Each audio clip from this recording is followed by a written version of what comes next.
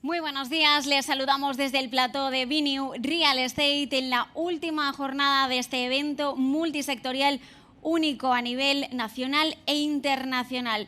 Hoy vamos a empezar hablando sobre las ciudades, porque es evidente que las ciudades, a raíz de estos últimos años, hemos observado cómo la necesidad de actuar en las ciudades es cada vez más necesaria y que forma parte también de las agendas públicas. Es fundamental construir propuestas que sean metodológicas y respaldadas también en casos de éxito. Lo hemos estado hablando a lo largo de estos días. Hemos puesto ejemplo de ciudades que han conseguido esa revitalización y regeneración de la que vamos a hablar a lo largo de esta primera sesión de la jornada. Pero déjenme que antes repase los datos del jueves de esta última sesión que celebramos ayer, porque son importantes. Por aquí, por Biniu, pasaron 223 speakers. Es importante también decir que la mitad de ellos eran internacionales. Ya les hemos contado muchas veces que no solo potenciamos la presencialidad, sino también que es un evento híbrido que combina también todas esas sesiones online, todos esos ponentes que pueden intervenir a través de sus oficinas, de sus casas, porque nosotros lo que queremos es eso, al final conectar unos y con otros para sacar nuevos proyectos, soluciones y fabricar esta nueva economía. Como saben, estamos distribuidos en 10 platós. La programación es ininterrumpida. Pueden conectar en los distintos ejes temáticos, en hasta 7 espacios distintos. Como decíamos, nosotros estamos en la estación de Francia. Pues bien, hoy vamos a empezar, como decíamos, hablando sobre la regeneración urbana, instrumento para revitalizar las ciudades con un objetivo claro: evitar la dispersión urbana y revitalizar la ciudad existente.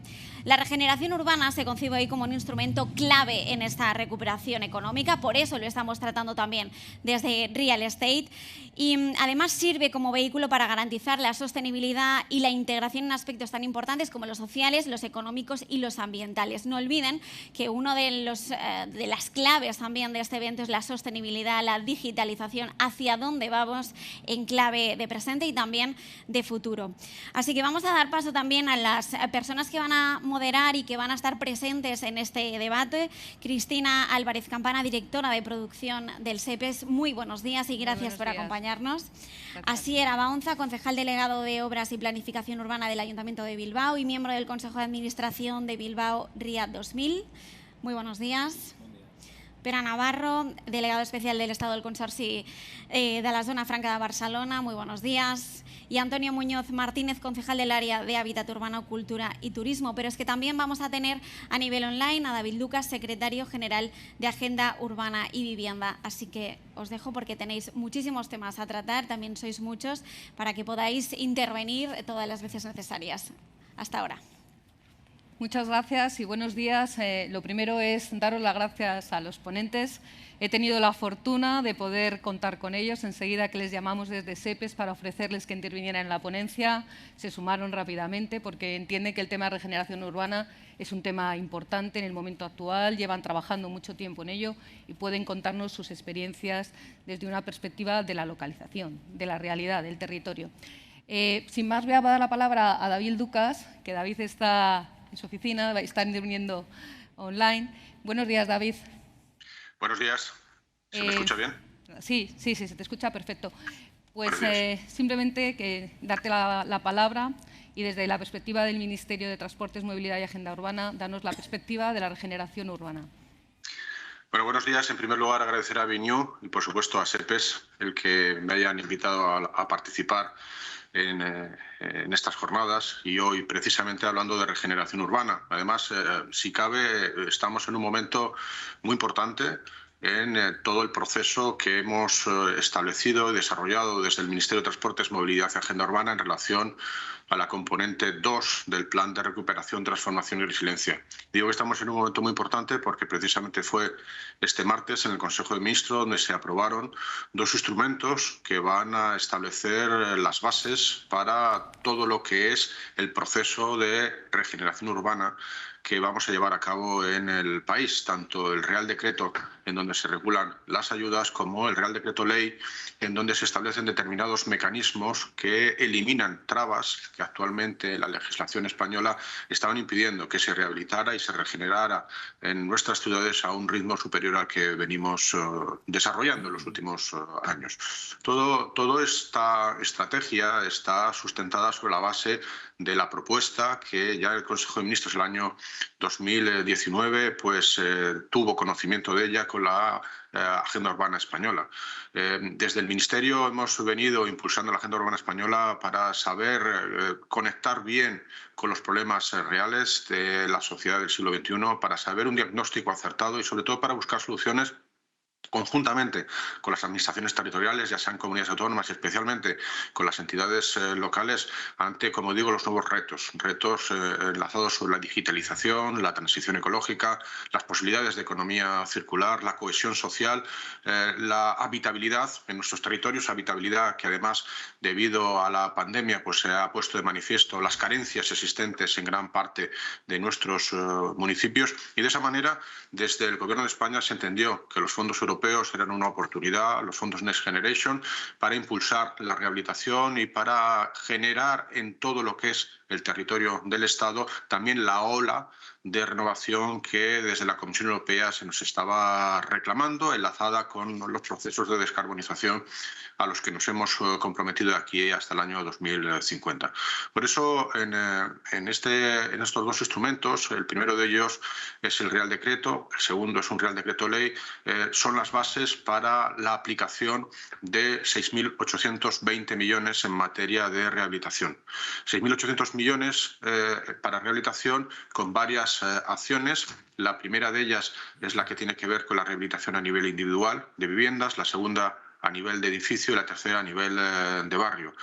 Por supuesto, también los espacios públicos existentes en esos barrios. Son apuestas muy ambiciosas que no solamente pretenden cumplir todos estos objetivos que antes hablaba, sino generar nuevas oportunidades y un nuevo modelo productivo en el sector de la regeneración urbana y en el sector de la habitabilidad de las viviendas. Acompañando esta propuesta, no solamente nos hemos preocupado de lo que es la rehabilitación de viviendas, sino también la rehabilitación de edificios públicos. Van recursos, 1.080 millones en esta componente, para rehabilitación de edificios públicos de comunidades autónomas y rehabilitación de edificios públicos de ayuntamientos. Y en último momento pudimos incorporar también no solamente materia de rehabilitación y regeneración urbana, sino de construcción de viviendas públicas y privadas en régimen de alquiler social, para el cual se han habilitado 1.000 millones. Termina la componente con dos aspectos también que consideramos importantes. Lo que tiene que ver con la España denominada despoblada, con recursos para la rehabilitación y regeneración urbana de todas esas zonas, y también recursos para ayudar a los ayuntamientos, a los entes locales, a la conformación de sus planes de acción de la Agenda Urbana Española. Como digo, no solamente se ha establecido esa normativa de cara a la rehabilitación y la regeneración urbana, sino que hemos intentado eliminar determinados aspectos o favorecer con determinadas medidas la rehabilitación y la regeneración en nuestros municipios, como por ejemplo lo que se aprobó en el Real Decreto Ley, que acompañó al Real Decreto el pasado martes, con tres cuestiones fundamentales. La primera de ellas, la recuperación de las reducciones fiscales por rehabilitación en vivienda habitual. Eso creemos que va a ser un elemento determinante, un elemento decisivo. Además, conseguimos que no solamente se recupera la deducción por rehabilitación en vivienda habitual, el impuesto de la renta de las personas físicas, sino que las cantidades que se obtengan en esas ayudas no tributen como ganancias patrimoniales, lo cual sí va a ser muy motivador para poder rehabilitar a un buen ritmo en materia de vivienda con los fondos. La segunda de ellas, la modificación de la Ley de Propiedad Horizontal. Hasta ahora, para la rehabilitación en eficiencia energética, como van a ser todas las acciones que lleva esta componente, recordemos que todas están sobre la base de un ahorro mínimo del 30% de energía primaria no renovable. Bueno, todas estas renovaciones se van a necesitar solamente mayoría simple de las comunidades de propietarios. Hasta ahora era 3/5, lo cual dificultaba mucho la acción, y con esta modificación de la Ley de Propiedad Horizontal avanzamos en ese aspecto. Y en tercer lugar, muchas comunidades de propietarios tenían dificultades a la hora de obtener vías de financiación por las entidades bancarias por falta de quien les propiciara garantías, quien le propiciara un aval para poder obtener líneas de crédito. Hemos habilitado 1.100 millones del Instituto de Crédito Oficial a través del Estado para avalar a esas comunes de propietarios. Como ven, tanto lo que tiene que ver con las ayudas, lo que tiene que ver con las medidas de regeneración urbana, las medidas de impulso de construcción de vivienda social en alquiler, como también las medidas de modificaciones legislativas van a ser elementos que enlazan perfectamente con todo lo que es la agenda urbana, con la estrategia de rediseño de nuestras ciudades y sobre todo avanzar hacia la eficiencia energética, avanzar hacia la transición ecológica, hacia una mayor sostenibilidad en nuestras ciudades y sobre todo con más calidad en las viviendas, más cohesión social y más bienestar para nuestros ciudadanos. Queda ahora todo un reto por delante, un gran desafío para poder conseguir 510.000 actuaciones en la ejecución de los planes. Vamos a ver si lo conseguimos. Creo que la cooperación y colaboración entre administraciones está siendo muy óptima.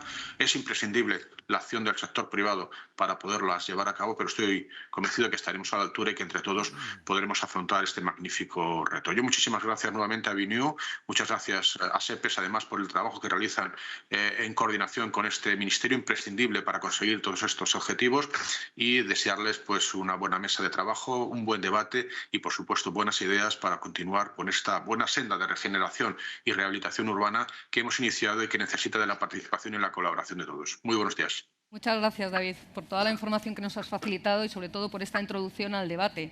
Efectivamente, la financiación y todas las medidas que se apoyen desde el Gobierno para la regeneración y para la rehabilitación son siempre imprescindibles para poder seguir avanzando. Muchas gracias, David. Vamos a continuar con Asier. Asier es, como ha comentado al principio de la jornada, es concejal de urbanismo de Bilbao. Y yo me gustaría, Asier, a ver si en 2 minutos eres capaz, sé que parece que es poco, pero al final es mucho, a ver si es posible que nos cuentes cuál es el cambio que se ha generado en Bilbao gracias a las acciones de regeneración urbana que se han llevado con acción efectivamente del Ayuntamiento, pero también de la sociedad Bilbao Ría 2000. Yo creo que una de las claves de la transformación urbana de Bilbao es que es una transformación que no tenía un final preestablecido, ¿no? A diferencia de lo que podía pasar en Sevilla con las Expo del 92 o en Barcelona con las Olimpiadas, nunca nos pusimos un límite y llevamos 29 años transformando la ciudad y hemos pasado de ser pues, una de las ciudades más industrializadas y posiblemente más contaminadas de Europa, un agujero negro. Pero bueno, estábamos orgullosos también de aquellas chimeneas y de toda aquella contaminación porque era la fuerza de la industria y de la economía nuestra. Pues a una ciudad moderna, verde, sostenible, adaptada a las nuevas necesidades y una ciudad de servicios en la que además ahora le queremos dar una nueva vuelta de tuerca y convertirla en un referente en ciudad universitaria y en ciudad del conocimiento y centrada sobre todo en los nuevos nichos de mercado de servicios avanzados para la industria. Para todo ello tuvimos que reciclar, reutilizar todos los suelos abandonados por la industria, todos los suelos que habían sido previamente ocupados por el puerto, todas las trincheras ferroviarias que dividían la ciudad en muchos trozos. Al tener las fábricas dentro de la ciudad y el puerto estar en el centro mismo de la ciudad, el ferrocarril dividía los barrios por 1000 partes y gracias precisamente a esa colaboración público-pública entre distintas administraciones en torno a la sociedad Bilbao Ría 2000, hemos sido capaces de volver a coser todos los barrios, a eliminar todas las trincheras ferroviarias que teníamos en la ciudad, a reciclar y reutilizar todos los suelos industriales y de esa manera construir una nueva ciudad sobre los cimientos de esa antigua industria, de esas antiguas instalaciones e infraestructuras portuarias y ferroviarias y no consumiendo ni un metro cuadrado de zonas verdes alrededor de la ciudad. Y por lo tanto yo creo que en ese sentido Bilbao durante estos 29 años ha demostrado que es posible hacerlo y además de una forma sostenible porque tras más de 1.000 millones invertidos en la regeneración de la ciudad, la sociedad Bilbao Ría 2000 desde 2019 no tiene ninguna deuda financiera. Estamos en números negros, vamos a decir. Y por lo tanto, también desde el punto de vista de la eficacia en la gestión de los recursos públicos, yo creo que es un ejemplo. Muchas gracias, Asier. Tengo a mi izquierda a Pere Navarro. Como SEPES está en conversaciones con ellos, conocemos una actuación que están desarrollando muy importante, que es en la zona de las Marinas. Y me gustaría que nos contaras tu experiencia de rehabilitación en la zona de las Marinas, de regeneración. Bien, en primer lugar, es un lujo estar entre Bilbao y Sevilla. O sea, me parece fantástico porque son dos ejemplos de desarrollo urbano muy interesantes, cada uno en su estilo, pero son magníficas ciudades. Agradezco a SEPES también su compromiso con el Barcelona New Economy Week, porque realmente esto es posible gracias a entidades como la vuestra, de organizar pues, mesas, bueno, mesas sin mesa, pero coloquios como este. Sobre un tema tan importante como es la regeneración urbana, vuestro ministerio se llama de Agenda Urbana, entre otras cosas. Sí. Y creo que esto es importante destacar.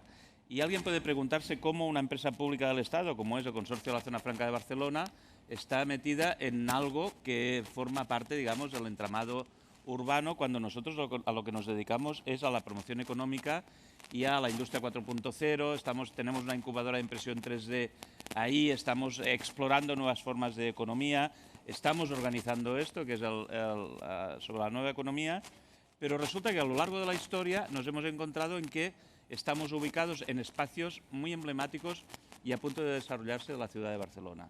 Uno de ellos son los antiguos cuarteles de Sant Andreu, que eran unos cuarteles militares y que eran pues, un agujero negro dentro de un barrio de la ciudad y que también necesitaban un desarrollo, quedaron obsoletos, necesitaban un desarrollo urbano.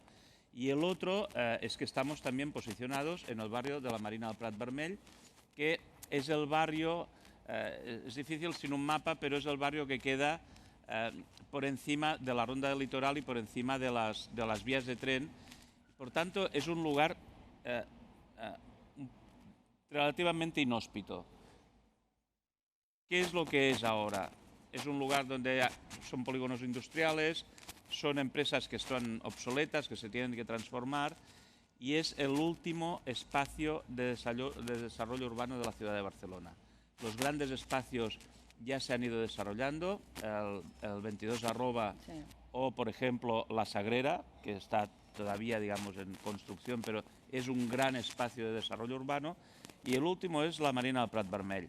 ¿Qué queremos que sea aquello? Evidentemente, en nuestra ubicación, nosotros tenemos unos terrenos que pueden dar lugar a aproximadamente, hablo de memoria, unas 1.300 viviendas, pero ese barrio, desde nuestro punto de vista, también en colaboración con el Ayuntamiento y con los privados, debería ser algo, 40 manzanas del Eixample, o sea, no es algo pequeño, pero debería ser algo que sirviera de transición de un lugar tan duro, digamos, desde el punto de vista de la presencia industrial, como el polígono industrial de la Zona Franca, que es donde nosotros estamos ubicados, y la relación con el resto del tejido urbano de la ciudad de Barcelona. Barcelona muchas veces mira muy hacia adentro, dentro de su término municipal, y lo que hay por detrás de Montjuïc, pues a veces parece que no exista, ¿no? Parece que esté muy lejos, pero en cambio está muy cerca, si miramos en el plano, pero está lejos psicológicamente. Entonces lo que nos gustaría, lo que queremos hacer, es que esta distancia física, que ya es poca, pero que la distancia psicológica desaparezca. Y eso quiere decir, como decía antes, que nos gustaría que fuera un barrio de transición en el tema residencial, en el tema servicios, que también haya actividad económica, porque las nuevas tecnologías nos permiten que la actividad económica está mucho más cerca de la residencial y la de los servicios. Y eso es lo que nosotros estamos pretendiendo allí en nuestra posición de la Marina. Luego vais bien encaminados, sí que vais, eso está claro. Y me he cargado el micrófono, me parece. Sí. Bueno, y a mi izquierda está Antonio Muñoz, que es concejal de urbanismo de Sevilla. Tiene un nombre más complejo, pero para resumir coloquialmente, para lo que está hoy es como en su área de urbanismo. Y quería que nos contaras cuál es la estrategia de Sevilla. Yo conozco dos actuaciones que estáis haciendo muy emblemáticas en dos barrios, como son la Real Fábrica de Artillería y las naves de Renfe. ¿Nos puedes contar un poco tu experiencia, la perspectiva de Sevilla en la regeneración y rehabilitación de estos espacios? Yo también me sumo a los agradecimientos a SEPE por permitirme chequear, por así decirlo, con Barcelona y Bilbao un tema de rabiosa actualidad como es lo concerniente a la regeneración urbana. No obstante, llegué allá a Barcelona y veníamos de un foro precisamente urbano organizado por el Ministerio, sobre el que pivota las acciones de la Agencia Urbana, donde hemos tenido la oportunidad con otras ciudades españolas y europeas de discutir en torno a la manera de operar, ¿no?, ante los desafíos que tenemos las ciudades del siglo XXI, porque no hay que perder de vista que cada vez, como tantas veces decimos, cada vez es la población que vive en las ciudades es creciente, basta ver las estadísticas, y nuestras ciudades se van haciendo mayores, nuestras ciudades también cumplen años y por tanto nuestros barrios, nuestras viviendas, nuestros equipamientos pues van camino de cierta obsolescencia si no somos capaces de inyectar mediante las políticas públicas pues presupuesto para esa regeneración. ¿Cuál es el hecho sobre el que pivota la regeneración urbana en muchas zonas de Sevilla? Bueno, todos sabemos que somos una ciudad patrimonial, una ciudad que fruto de su legado histórico es una ciudad eminentemente turística y por tanto son muchos los edificios que pueden estar catalogados incluso como BIC, que en este momento pueden estar en desusos, abandonados por falta de patrimonio, porque todos sabemos lo que cuesta una regeneración de una antigua fábrica, sea su naturaleza la que sea, ¿no? Y en ese sentido, digamos que más allá de la intervención sobre la regeneración de barrios o de viviendas, donde hay una serie de barriadas periféricas con bolsas de pobreza que tenemos que acometer, y eso es un proceso, eso no es una acción ni muchísimo menos de un mandato municipal, y sobre todo que también necesitamos la financiación, la colaboración del gobierno autonómico y del gobierno central, pero digamos que el hecho diferencial, como se ha puesto de manifiesto en este foro urbano en Sevilla de esta semana, es el papel que puede jugar el patrimonio. Sevilla, como decía anteriormente, está salpicada de patrimonio de distintas épocas históricas y entendemos que si ponemos el patrimonio al servicio no solamente por recuperar ese patrimonio en sí, que también, sino al servicio de la regeneración urbana conectada con el modelo de ciudad que se quiera implementar, yo estoy seguro que esa recuperación del patrimonio puede jugar un papel importantísimo en generar otras dinámicas en barrios periféricos, en barrios que están desconectados de la centralidad de la ciudad, y luego yo estoy seguro que por haber consumido estos 2 minutos podemos entrar en detalle con lo que tú me sugerías, Cristina, de la Real Fábrica de Artillería o unas antiguas naves de Renfe en un barrio periférico donde puede actuar de tractor precisamente para cambiar la dinámica del barrio. Sí. Bueno, ahora vamos a abrir el coloquio. Yo sí me gustaría hacer una apreciación respecto de SEPES, a la empresa que yo estoy representando, aunque esté también como moderadora. Simplemente decir que para SEPES la regeneración urbana no es una tendencia, que parece que ahora está la tendencia, hablamos mucho de la regeneración urbana. SEPES lleva actuando en actuaciones de regeneración urbana desde hace mucho tiempo. Actuaciones urbanas residenciales en Vasco Mayacina, actuaciones residenciales en Parque Central de Ingenieros en Madrid, o actuaciones en suelos en antiguas factorías de bioetanol en Curtis. O sea, tenemos una larga trayectoria de actuar sobre el territorio, regenerando y poniendo actividades económicas o nuevas viviendas al servicio de la ciudadanía. Esto además se ha venido a reforzar con una estrategia clara de la empresa, de la entidad pública, adquiriendo suelos a defensa, antiguos cuarteles militares, actualmente pues, efectivamente en desuso, en ciudades como Madrid, Sevilla o Valencia. Ello que nos va a permitir pues, no solo actuar a manera de regeneración urbana, también nos va a permitir participar en las políticas de vivienda del Ministerio de Movilidad, Transporte y Agenda Urbana, participando y convirtiendo estos espacios de regeneración en ámbitos residenciales en los que desarrollar su plan de vivienda en alquiler asequible. La regeneración urbana, como vosotros muy bien habéis hablado, supone un cambio para las ciudades y es trascendental, porque son piezas urbanísticas, la mayoría de ellas, que estaban encapsuladas en medio de la ciudad, y con estas operaciones lo que se hace es integrarlas en el tejido urbano, y es lo que nosotros queremos hacer. En concreto, estamos ahora mismo en obras en el cuartel de Ingenieros de Valencia. Eso permitirá la puesta en el mercado de 438 viviendas en alquiler asequible. ¿Qué es lo que se quiere conseguir? No solo la regeneración, que ya es un objetivo en sí mismo, sino también es ayudar, a apoyar a aquellas capas de la población que no han visto que sus necesidades habitacionales estaban totalmente excluidas de los centros de las ciudades. No, nosotros queremos apostar también por la sostenibilidad social, que es una manera de aquellas parte de la población que tradicionalmente ha sido expulsada de los centros de las ciudades por sus rentas, puedan volver y poder formar parte de la propia ciudad. Y además yo creo que es una manera también de rejuvenecerla, ¿no? Porque sabemos que todos estos barrios residenciales pues llevan aparejados normalmente pues de todo tipo de dotaciones, como son pues colegios, institutos, y al final hace que las poblaciones que a veces estaban envejecidas de los centros de las ciudades pues se permita el tránsito de gente más joven, que quieren vivir cerca de donde sus hijos estudian y bueno, simplemente incorporarse en el tejido que ya está. Y yo creo que bueno, pues esa es una tendencia de SEPES, lo digo, que es una tendencia por la que se ha apostado desde hace décadas, pero forma parte de la estrategia y nosotros seguiremos apostando por la regeneración urbana. Eso es desde la parte de SEPES. Si queréis voy a abrir ahora el coloquio y me gustaría preguntarte, Asier, por un tema que a mí me parece muy importante, es el tema de la concertación administrativa, ¿no? Siempre es muy denostada, parece que siempre se habla de qué mal funcionan las relaciones entre las distintas administraciones. Y yo creo que tú lo has dicho, ya lo has anticipado en tu intervención, Bilbao Ría 2000 es una experiencia de éxito.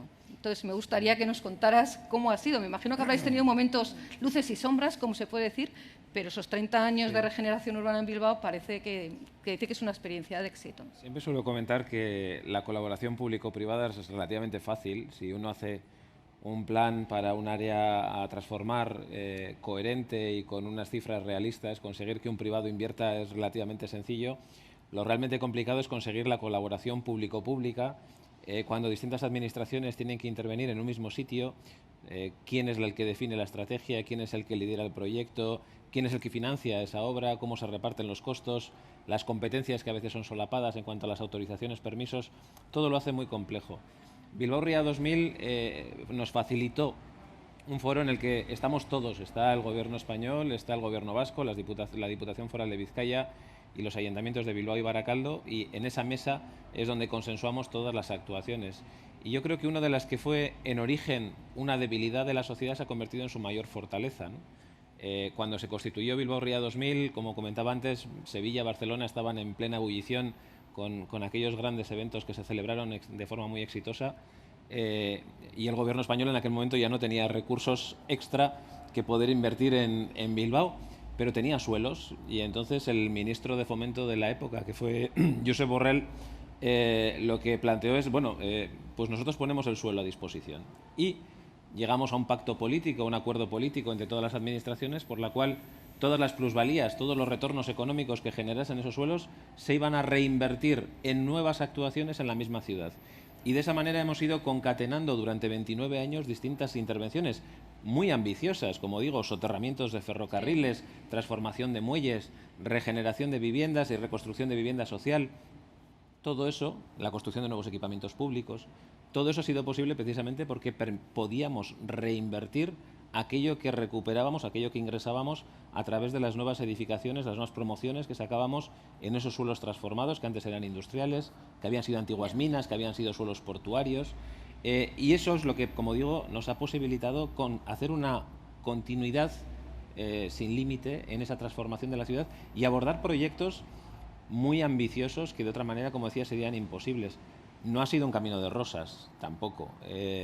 Hemos discutido mucho, pero precisamente para eso está la mesa de Bilbao Ría 2000, para que pongamos cada uno de los que estamos allí representados cuáles son nuestros problemas, nuestras dificultades y nuestras visiones e intentemos llegar a consensos. Y yo creo que la transformación que se le ha dado a Bilbao, en el que el Museo Guggenheim quizá ha sido el buque insignia de esa primera transformación y de ese relanzamiento de la ciudad, bueno, pues ha continuado, como decía, de forma ininterrumpida, y ahora hoy seguimos planificando nuevos desarrollos. Tenemos otros 5 o 6 ámbitos de la ciudad a transformar y regenerar, en los que Bilbao Ría 2000 también va a intervenir. La misma dinámica, soterrando ferrocarril, construyendo nuevas viviendas y además con lo que ahora se nos demanda también en todos los ámbitos de las ciudades, con esa mixtura de usos y en el ámbito de la vivienda también, incluyendo el tema de la vivienda social, ¿no? 54% vivienda libre, 46% vivienda de protección oficial y vivienda tasada.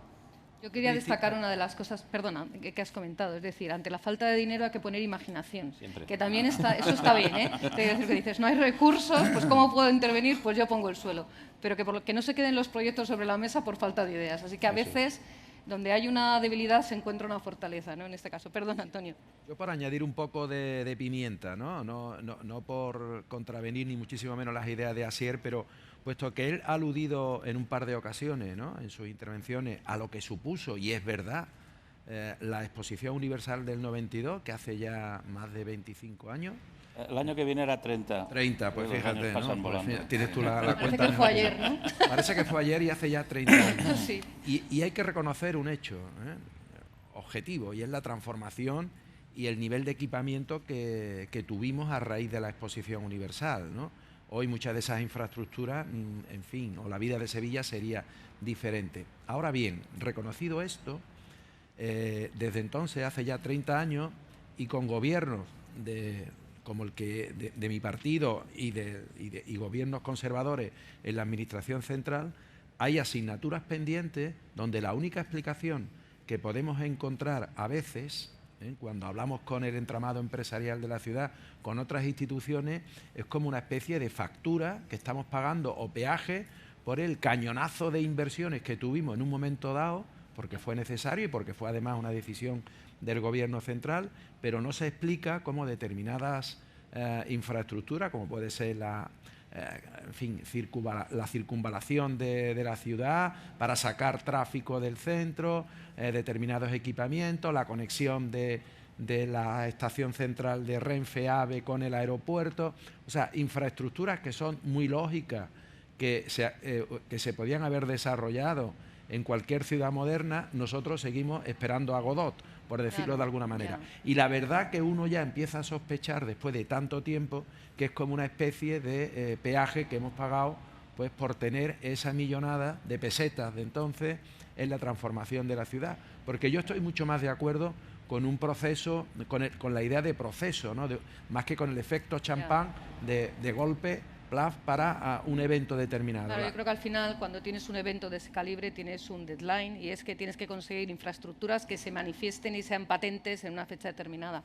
En cambio, pues a lo mejor proyectos que estabas quejándote, no había dinero para nosotros, sin embargo, se ha permitido planificar la ciudad un poco... Yo creo que en general todas las ciudades, si nos ponemos a comparar, podemos decir cosas parecidas, ¿eh? También nosotros estamos peleando ahora porque llegue el tren de alta velocidad 30 años después a Bilbao, y a Sevilla hace mucho tiempo que llegó.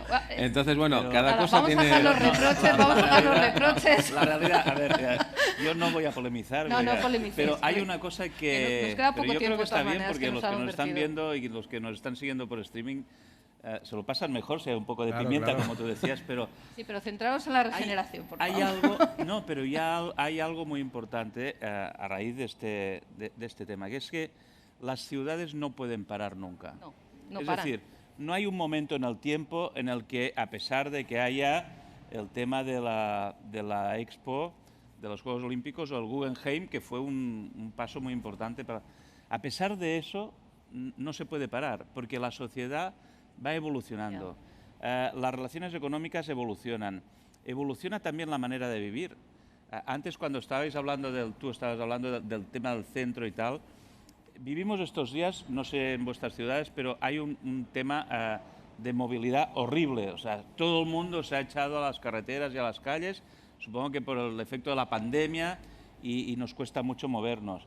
Es muy importante que podamos vivir y trabajar lo más cerca posible. Sí. ¿Por qué? Porque eso también mejora la calidad de vida, porque hay personas que cada día se tiran 4 horas entre ir y volver del trabajo, y mejora la calidad de vida, mejora también la calidad del espacio urbano y mejora también pues la efectividad de los lugares.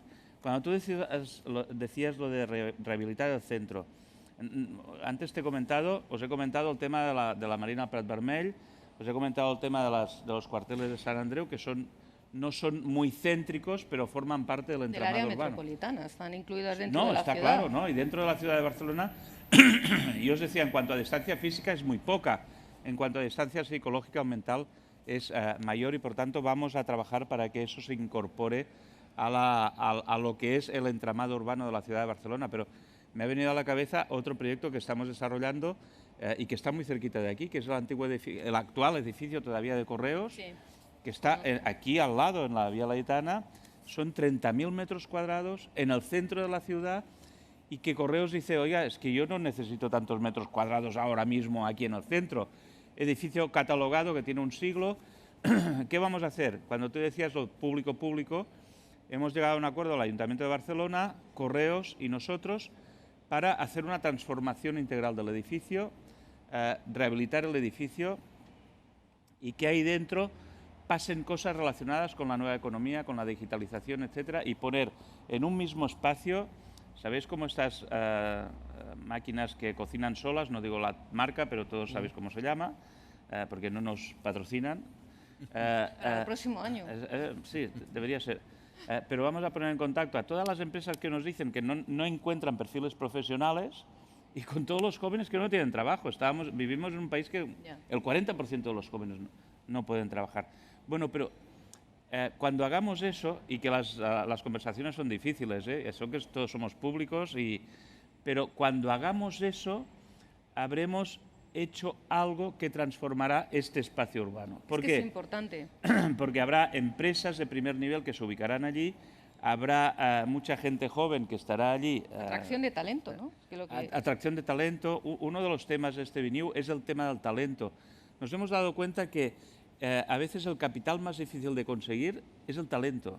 Eso no se fabrica. O sea, no hay una máquina como la máquina de dinero que fabrica euros. Tenemos que regenerar el talento también. Claro. Tendría que ser. Crear, regenerar, mantener y atraer talento. Eso es un capital importantísimo. Pero eso también contribuye a regenerar las ciudades. Nosotros tenemos aquí alrededor del edificio Correos, bueno, es un espacio urbano que podría mejorar muchísimo, ¿no? Una de las claves, yo creo que Pedro lo apuntaba de alguna manera al comienzo de su intervención. No podemos centrar tampoco, cuando estamos hablando de una regeneración, de una transformación de una ciudad, de cualquier ciudad, solamente en unos puntos concretos de la ciudad. Si queremos que la transformación y la regeneración urbana, vamos a decir, llegue a todos los rincones y toda la ciudadanía también se vea implicada y no consideren que se está poniendo todos los huevos en la misma cesta y que solamente se está invirtiendo en una determinada zona de la ciudad, esa transformación tiene que llegar a todos los rincones de la ciudad. Yo por eso creo que también es importante, más allá de las grandes operaciones urbanísticas de regeneración, esas intervenciones micro de las que hablaba ahora Pere, ¿no? Que tienen que estar, y también Antonio, ¿no? Repartidas por toda la ciudad, que ayudan a ser tractores de barrio, que en determinadas ocasiones se trata de un equipamiento, pero en otros casos se trata de sencillamente intervenir en la urbanización de determinados barrios, lo que nosotros hemos acuñado como corazones de barrio, por ejemplo, ¿no? El identificar cuál es ese centro urbano de ese barrio donde la vida se da, donde la gente se reúne, donde la actividad económica se produce, donde los profesionales se encuentran y generan esas nuevas actividades. Claro. Tienes que intervenir también en esos espacios, darles mayor calidad urbana para potenciarlos y para que esa transformación llegue a todos los rincones de la ciudad y no se centre, no se focalice solamente en ese ámbito, en esa área de oportunidad que puede estar localizada en la costa o en una zona industrial determinada, ¿no? Yo creo que eso es precisamente lo que queréis conseguir con la Real Fábrica de Artillería, ¿no? Es un centro que va a ser tractor, va a girar la ciudad con un espacio cultural muy ambicioso, la verdad, con la primera inauguración en el 2022, ¿no? Lo que queréis es atraer un poco de atención al barrio de San Bernardo, que es donde está ubicada, ¿no? Efectivamente. Cuéntanos, porque es un tema sobre todo de patrimonio que a mí me parece interesante. Sí, el proyecto de intervención en artillería, digamos que es nuestro, en términos de mandato del gobierno local, es nuestra principal apuesta de regeneración de un edificio, ¿no? Pero entiendo que es más que un edificio, ¿no? Sí, por supuesto. Porque es muy grande, es un ámbito que ocupa un espacio muy importante. Son 30.000 metros cuadrados, digamos que el origen está en el siglo XVI, en una fundición, y luego cuando la expansión de ultramar de la corona española, con Felipe III, se produce una expropiación y digamos que lo que era un taller de fundición fue aumentando hasta la dimensión que ocupa hoy en día, que son 30.000 metros cuadrados, ¿no? Con Carlos III llegó a tener su máximo esplendor, luego formó parte de la empresa de Santa Bárbara y en el año 92 creo que cerró sus puertas, ¿no? Digamos, digo como anécdota que los leones de las Cortes españolas pues fueron realizados allí en la fábrica de artillería, es una anécdota. Pero es verdad que era una fábrica para la guerra, era una fábrica de cañones, de armas, y a partir del año 2010, digamos que el Ministerio le cede al Ayuntamiento todo ese inmueble. Y nosotros hemos pensado mucho qué hacer con esa joya, no podíamos fallar en cuanto a la vocación que le diéramos a ese edificio.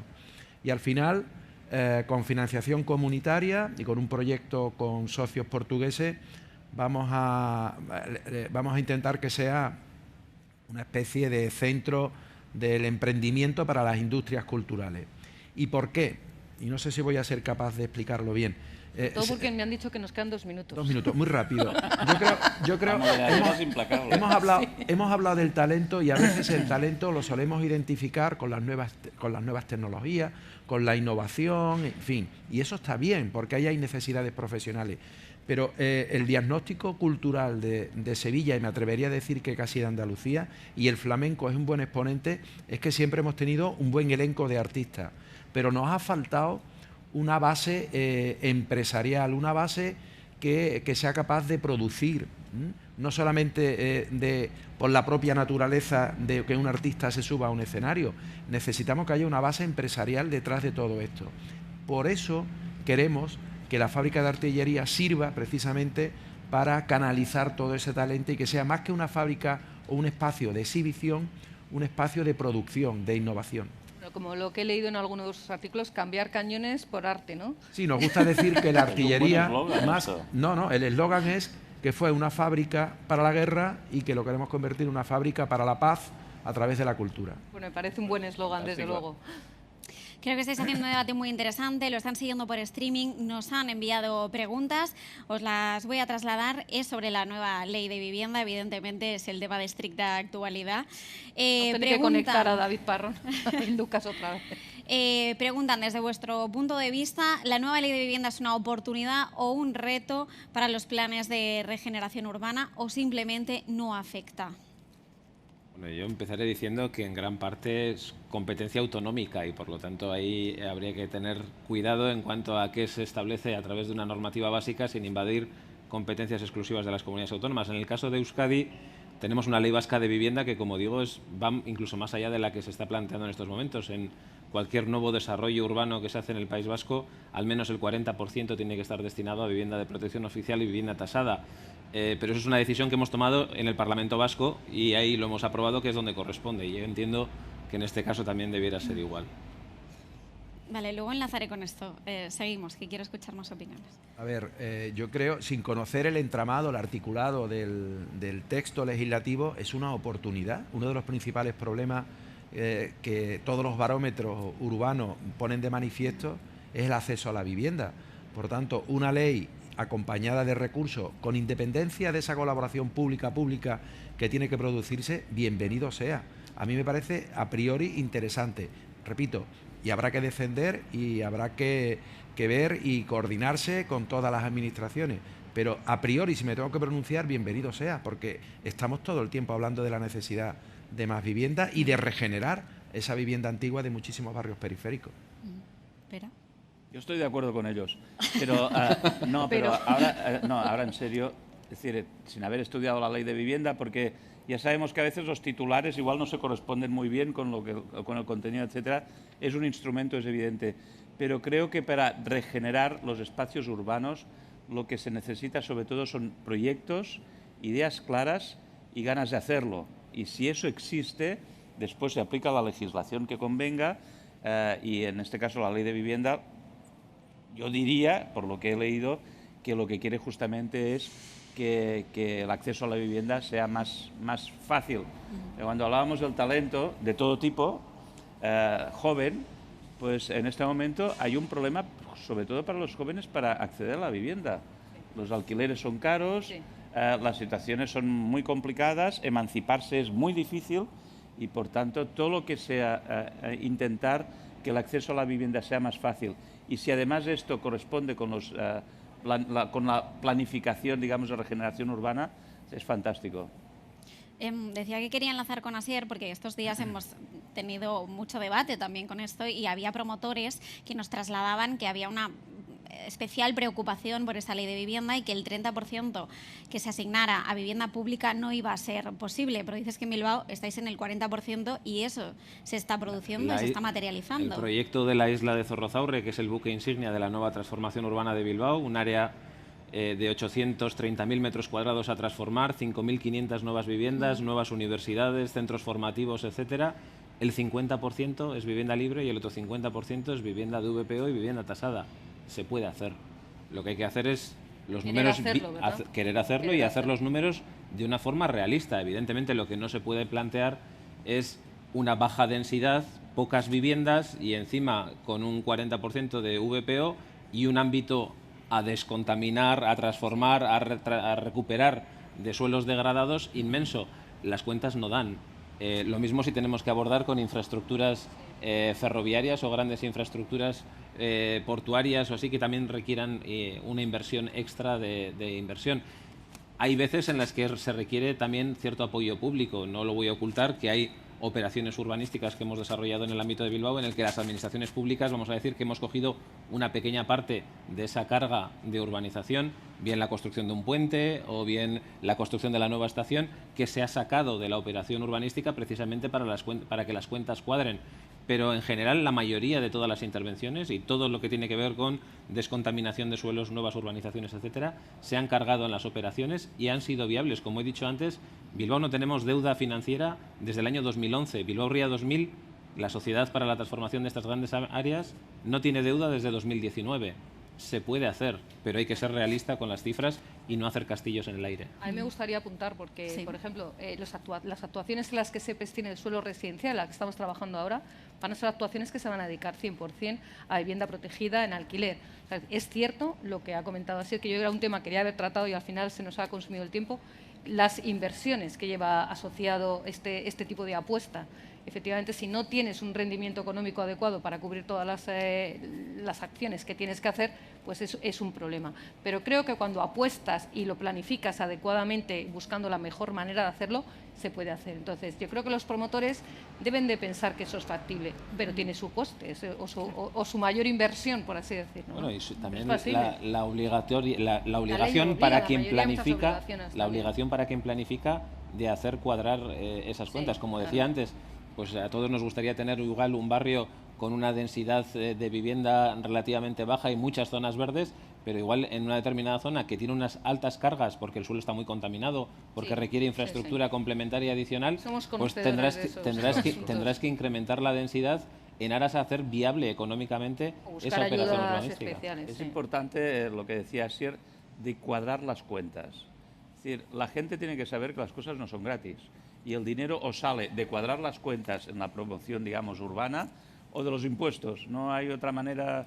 Aquella fábrica de dinero que os he dicho funciona de vez en cuando, pero poco. Y el desarrollo urbano tiene mucho que ver también para que la gente sepa que al final los números tienen que salir. Que cuadrar, claro. Y que los recursos públicos no son ilimitados. Bueno, y que los que estamos aquí, que todos tenemos responsabilidades públicas, tenemos que dar cuenta de qué es lo que estamos haciendo con el dinero público. Claro. O sea, que efectivamente las cuentas nos tienen que cuadrar a todos, sí. Pues tenemos que cerrar aquí esta sesión. Muchísimas gracias a los cuatro, también al secretario general que ha intervenido a nivel online. Creo que hay una conclusión muy clara, que es que hay que también cuidar los corazones de barrio, como decíais vosotros, no solo focalizar en las áreas de oportunidad, sino también basarnos en el centro de las ciudades para esa revitalización, esa regeneración de nuestras ciudades y también de la industria. Así que muchísimas gracias por compartir estas reflexiones con nosotros y les dejamos aquí, pero enseguida volvemos hablando de las ciudades 4.0, así que enlazamos temáticas. Hasta ahora.